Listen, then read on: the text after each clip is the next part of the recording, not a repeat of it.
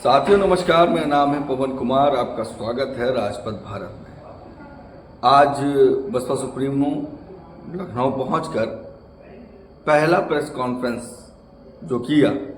उससे मैं आपको रूबरू कराऊंगा। इस प्रेस कॉन्फ्रेंस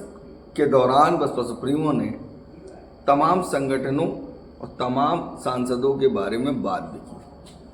और लगातार जिस पर सरकार ध्यान नहीं दे रही उन आपदाओं पे भी बात कर रही, कोविड की भी बात की, वहीं बरसात की वजह से जो किसानों का, जो आम जनमानस का नुकसान हो रहा उसकी भी बात की, वहीं शासन में रह रही भारतीय जनता पार्टी पर खुलकर बोली। ये बात बसपा सुप्रीमो ने लखनऊ आते ही पहले ही दिन प्रेस कॉन्फ्रेंस की। आते ही आते एएनआई पीटीआई को बुलाकर तमाम बिंदुओं पर बात कही। मैं आपको रूबरू कराता हूँ बिना वक्त ज़ाया करते हुए। बने राजपथ भारत के साथ और चैनल को सब्सक्राइब कर लीजिएगा। धन्यवाद।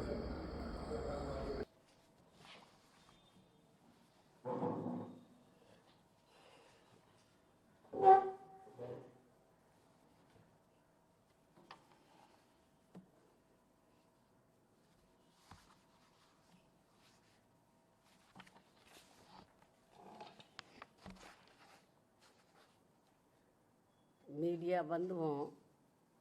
इसमें कोई संदेह नहीं है कि देश में परम पूज्य बाबा साहब डॉक्टर भीमराव अम्बेडकर की मूवमेंट को आगे बढ़ाने वाली तथा दलितों एवं अन्य उपेक्षित वर्गों की बहुजन हिताय व बहुजन सुखाय के सिद्धांतों पर चलने वाली पार्टी केवल बीएसपी है। और जब से इस पार्टी के सांसद व विधायक आदि बने हैं तथा यूपी जैसे विशाल राज्य में भी ये पार्टी कई बार सत्ता में आई है, तो तब से केंद्र व राज्यों की भी सत्ताधारी और विपक्ष की भी अंबेडकर विरोधी जातिवादी पार्टियां किस्म किस्म के साम दाम दंड भेद आदि अनेकों हथकंडे इस्तेमाल करके बीएसपी को कमज़ोर करने में लगे हैं। और इस मामले में सत्ता व विपक्ष में बैठी जातिवादी पार्टियों ने पर्दे के पीछे से विशेषकर दलित एवं अन्य उपेक्षित वर्गों में से कुछ अवसरवादी व स्वार्थी किस्म के लोगों को मैनेज करके तथा उनके जरिए अभी तक जो भी अनेकों संगठन व पार्टियां आदि बनवाई हैं, तो उन्हें फिर ये पार्टियां अपने फायदे के हिसाब से सक्रिय करके व विशेषकर बीएसपी के मजबूत रहे राज्यों में और उसमें भी उत्तर प्रदेश में किस्म किस्म के हथकंडे इस्तेमाल करके यहाँ दलितों एवं अन्य उपेक्षित वर्गों के लोगों को गुमराह करके उनके वोटों को बांटने में लगी है ताकि बीएसपी आगे बढ़ने से रुक जाए। ऐसे में दलित एवं अन्य उपेक्षित वर्गों में से बने इस किस्म के पार्टी विरोधी संगठनों एवं पार्टियों से इन वर्गों के लोगों को जरूर सावधान रहना है, अर्थात इन्हें ऐसे सभी स्वार्थी एवं अवसरवादी पार्टियों व संगठनों से सदैव दूरी बनाकर रखना है, क्योंकि इस किस्म के संगठनों व पार्टियों से बाबा साहब डॉक्टर भीमराव अम्बेडकर एवं बीएसपी के जन्मदाता व संस्थापक मान्यवर श्री कांशीराम जी की बहुजन हिताय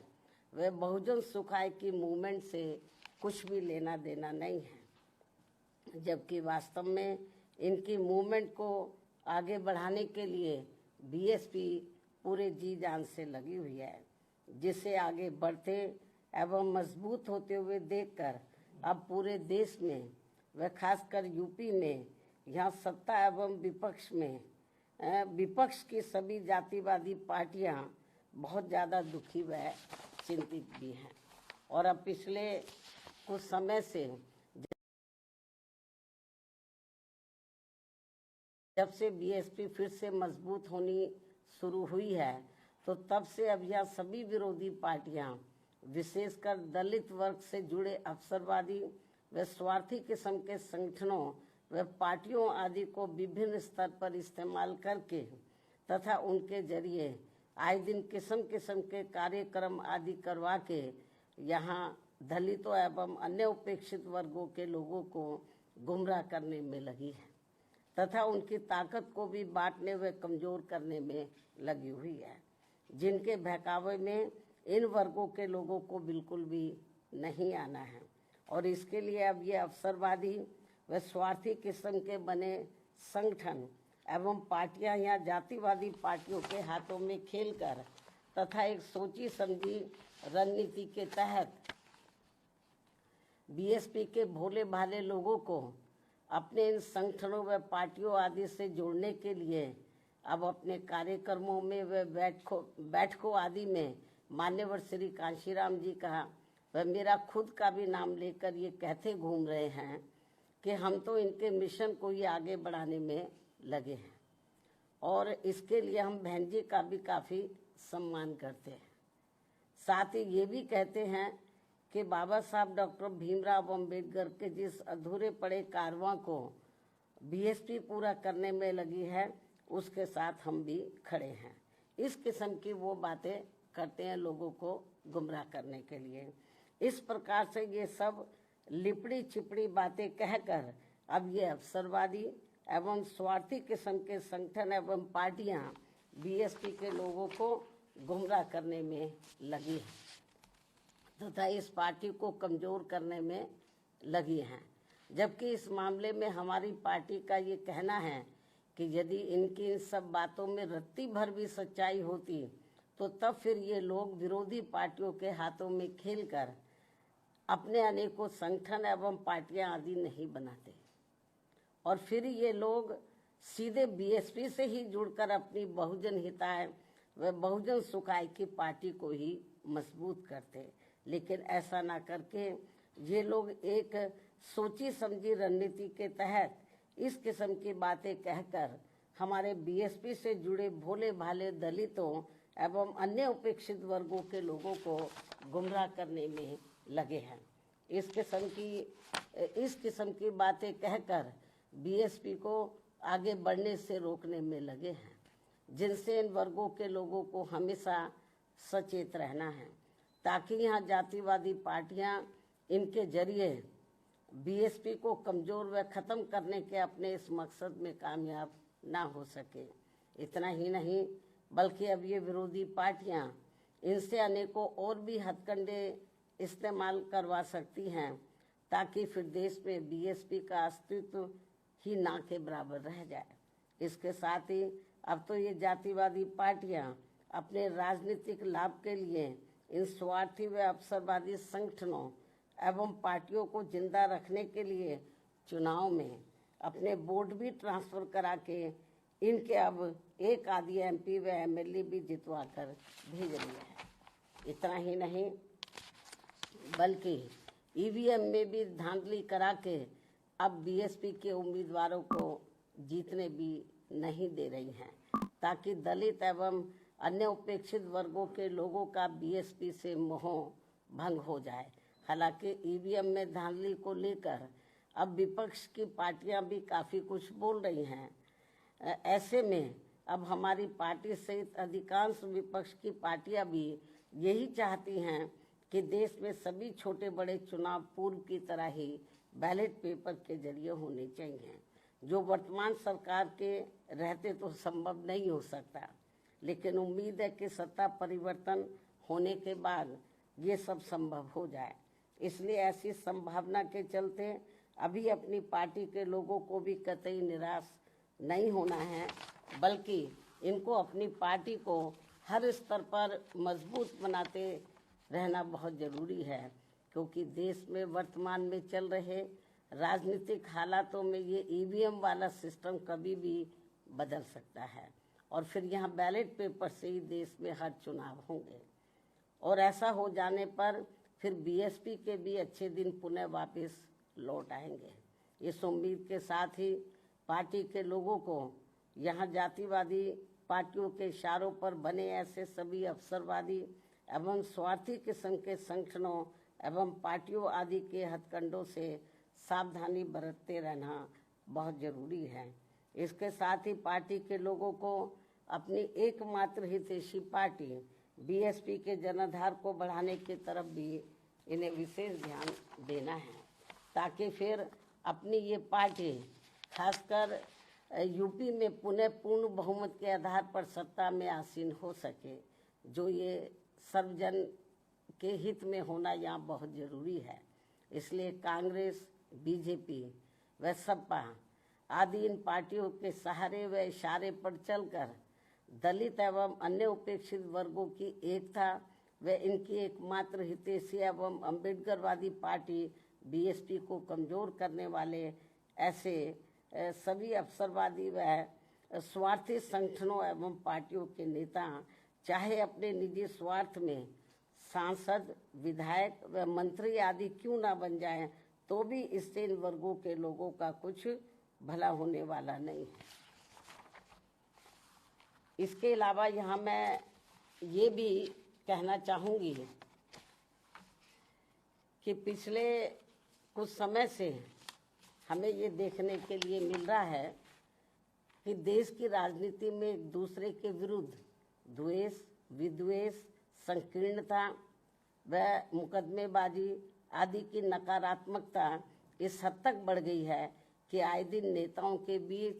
किसी न किसी विषय को लेकर होने वाली असभ्य एवं अभद्र आचरण से जनता काफ़ी हैरान व दुखी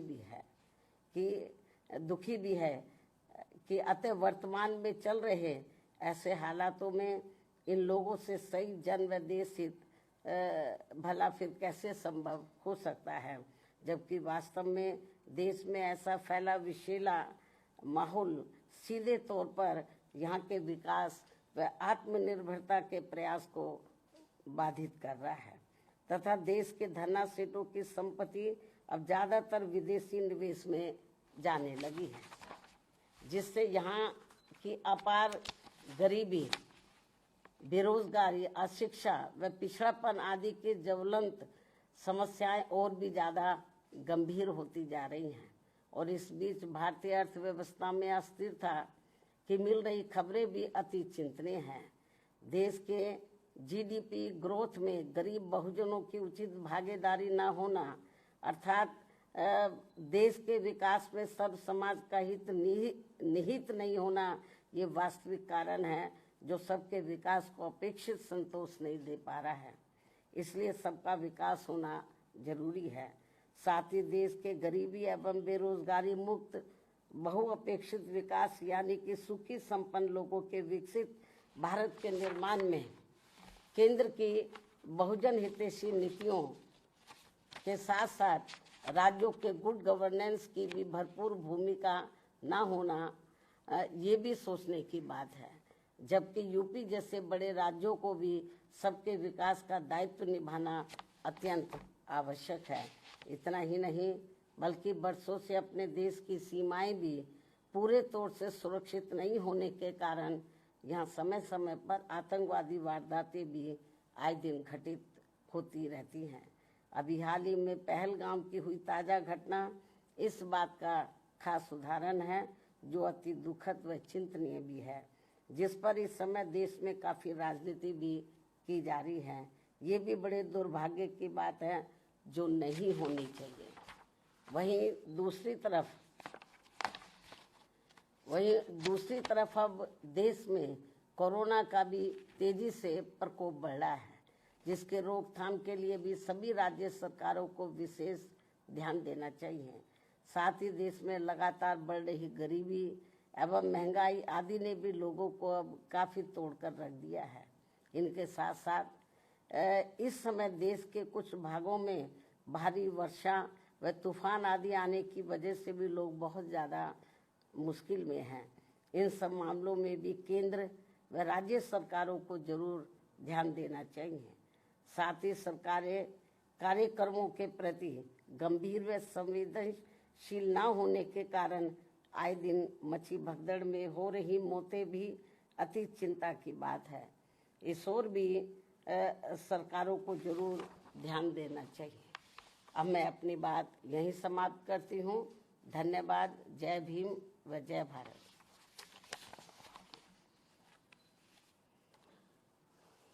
हैं।